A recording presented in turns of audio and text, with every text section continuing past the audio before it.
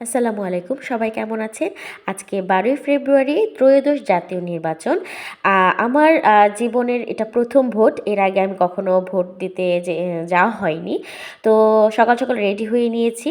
তো যাওয়ার আগে ভাবলাম একটু কফি খেয়ে নিই, তাই একটু কফি বানিয়ে নিয়েছি। কফি খেয়ে রওনা দিয়ে দিব।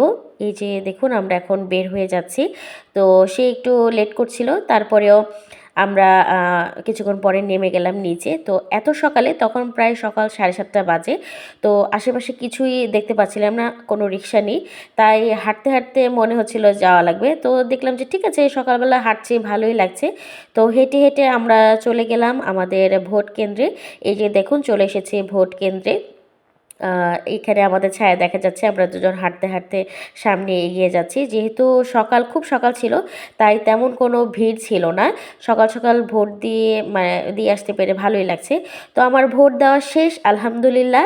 তো এবার দেখা যাক নির্বাচনের সবার ভোট দেওয়া শেষে কে আসলে জয়ী হয়। তো ভোট দেওয়া শেষে আমরা দুজন দেখুন খুব খুশি, হ্যাপি। সবাই আমাদের জন্য দোয়া করবেন। আল্লাহ হাফেজ।